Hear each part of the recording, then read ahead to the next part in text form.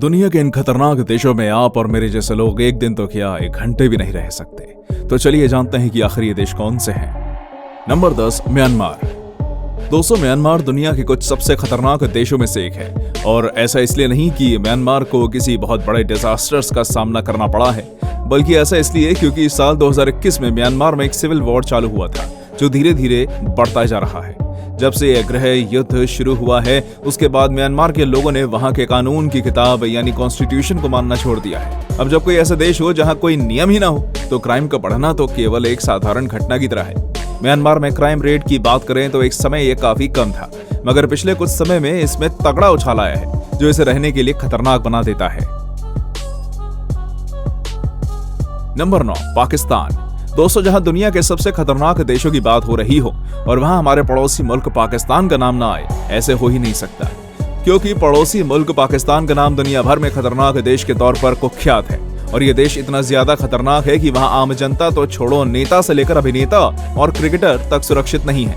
दरअसल मैं इसलिए बोल रहा हूं क्योंकि वहां आए दिन बॉम्ब ब्लास्ट और आतंकवादी हमले होते रहते हैं, और इससे जुड़ी कई न्यूज समय समय पर भारतीय मीडिया तक भी पहुंच जाती है।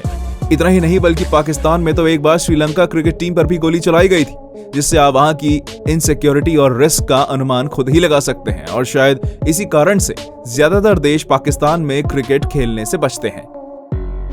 Number 8, Iraq. इराक एक मुस्लिम देश है जहां शिया मुस्लिम का ज्यादा दबदबा बना रहता है। और तो और 2003 में यूनाइटेड स्टेट्स ऑफ अमेरिका की ओर से इस देश पर आक्रमण हुआ था।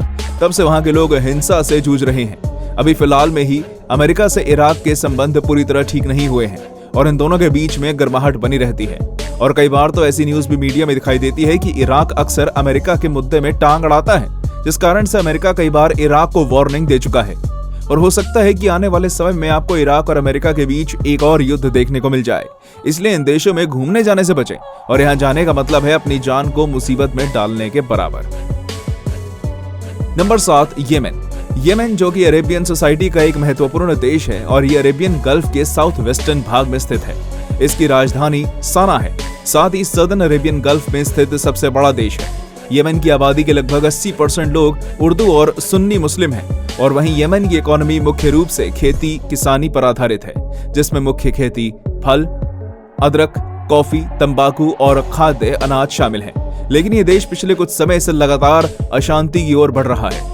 दोस्तों, आपकी जानकारी के लिए मैं बता दूं कि यमन में वर्तमान में भारी सामाजिक और राजनीतिक अशांति है। दरअसल साल 2011 में यमन में जनता विरोधी प्रदर्शनों ने डिक्टेटर अली अब्दुल्ला सालेह को बर्खास्त किया था, और इसके बाद से देश में सिविल वॉर की स्थिति बिगड़ गई, और उसका फायदा अल कायदा और अन्य आतंकी समूह ने उठाया, और वो भी इसमें शामिल हो गए। और सिविल वॉर की वजह से साल 2015 से अब तक करीब 1.5 लाख लोग यहाँ अपनी जान गंवा चुके हैं। इस सिविल वॉर का घाटा ये हुआ कि येमेन आज के समय एक हाई रिस्क वाला या कहें एक्सट्रीम रिस्क वाले देशों में बदल गया है। ये इतना ज्यादा रिस्की है कि वहां के लोग आज भी इनसिक्योरिटी के साथ अपना जीवन बिताते हैं। इस देश में अब महिलाओं, बच्चों और अन्य कॉन्स्टिट्यूशनल ग्रुप्स को खासकर कठिनाइयों का सामना करना पड़ रहा है।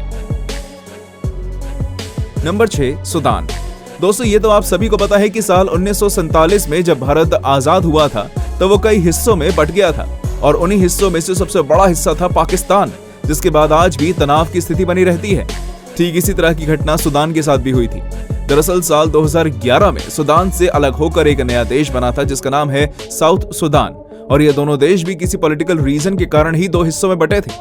और कहीं ना कहीं यही कारण है कि आज के समय भी ये दोनों देश एक दूसरे से नफरत करते हैं, और इनके बीच गर्मा गर्मी बनी रहती है।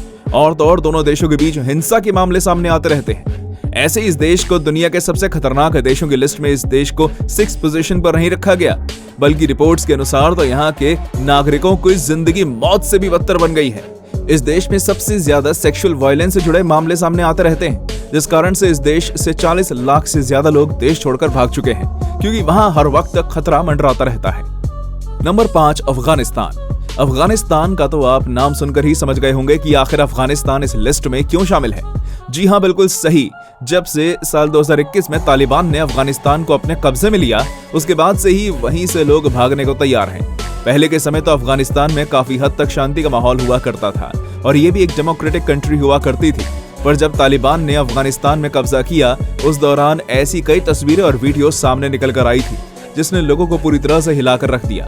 दरअसल इन वीडियोस में आप साफ साफ देख सकते हैं कि कैसे तालिबानियों के डर से देश की जनता प्लेन्स में भर भर कर देश से निकलने की कोशिश कर रही है। तालिबान ने अफगानिस्तान पर कब्जा करने के बाद कुछ अजीबोगरीब नियम बनाए थे जो लोगों के गले नहीं उतरे थे, और जो उनका पालन नहीं करते थे उन्हें भी बड़ी ही बेरहमी से मार दिया जाता था। और सोशल मीडिया पर तालिबान से जुड़े कई खतरनाक वीडियोस उस समय से लेकर अब तक वायरल होते रहते हैं। Number 4, Ukraine. पिछले 2 सालों में यूक्रेन का क्या हाल हुआ है ये तो आप सब जानते होंगे, लेकिन क्या आपको पता है कि आखिर ऐसा क्या हुआ था कि रशिया को यूक्रेन पर हमला करना पड़ गया?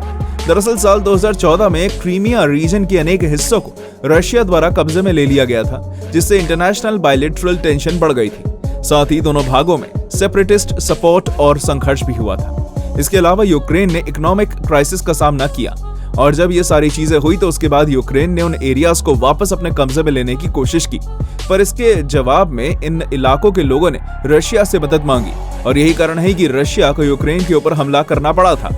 और यूक्रेन में साल 2022 तक हिंसा की वजह से हुई मौतों का आंकड़ा करीब 82,000 तक था। इसी वजह से शायद आज के समय यूक्रेन ने दुनिया के सबसे खतरनाक देशों की लिस्ट में अपनी जगह बनाई है। इस हमले के दौरान भी यूक्रेन ने आतंकवाद के साथ साथ इकोनॉमिक इश्यूज का सामना किया और बड़े बड़े संघर्षों का सामना किया, पर अब तक किए गए सभी प्रयासों के बावजूद भी यूक्रेन की स्थिति अभी भी दयनीय है, यानी वहां जाना पूरी तरह से खतरे से भरा हुआ है। Number 3, Somalia.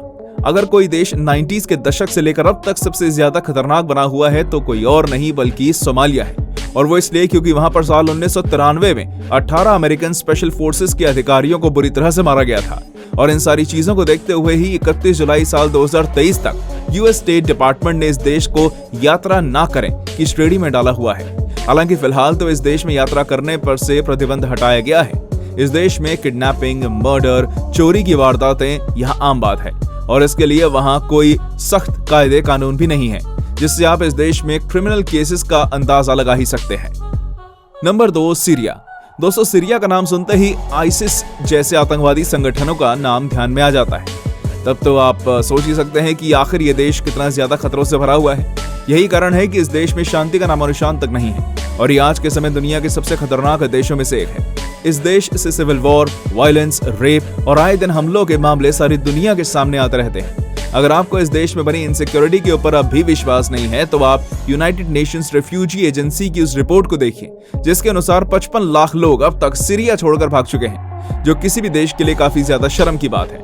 वैसे इन सभी चीजों के पीछे सीरिया की सरकार या आम लोगों का कोई हाथ नहीं है, बल्कि इसके लिए सिर्फ और सिर्फ आईसिस जिम्मेदार है, जो सीरिया समेत पूरी दुनिया में आतंक फैलाता है। Number 1, Venezuela. अब आखिर में बात करते हैं वेनेजुएला की।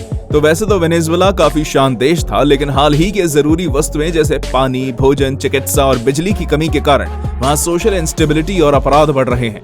यही नहीं बल्कि पूरे विश्व में सबसे ज्यादा आपराधिक दर वेनेजुएला में पाया गया है। इस देश के ज्यादातर हिस्सों में आर्म्ड रॉबरी, हत्या, अपहरण और कारजैकिंग जैसी हिंसाएं सामान्य रूप से पाई जाती हैं। यहाँ तक कि अमेरिका के राज्य विभाग ने वेनेजुएला की यात्रा के खिलाफ चेतावनी तक दी है। वेनेजुएला के इस ढीले ढाले कानून के पीछे कोई और कारण नहीं बल्कि इन सभी के पीछे करप्शन का हाथ है, क्योंकि न केवल क्राइम्स में बल्कि करप्शन के मामलों में भी ये देश दुनिया के बाकी सभी देशों से आगे है। तो दोस्तों, कैसी लगी आपको हमारी ये वीडियो हमें कमेंट करके बताइएगा, और हाँ, जाते जाते इसे लाइक और चैनल को सब्सक्राइब जरूर कर देना। Thanks for watching.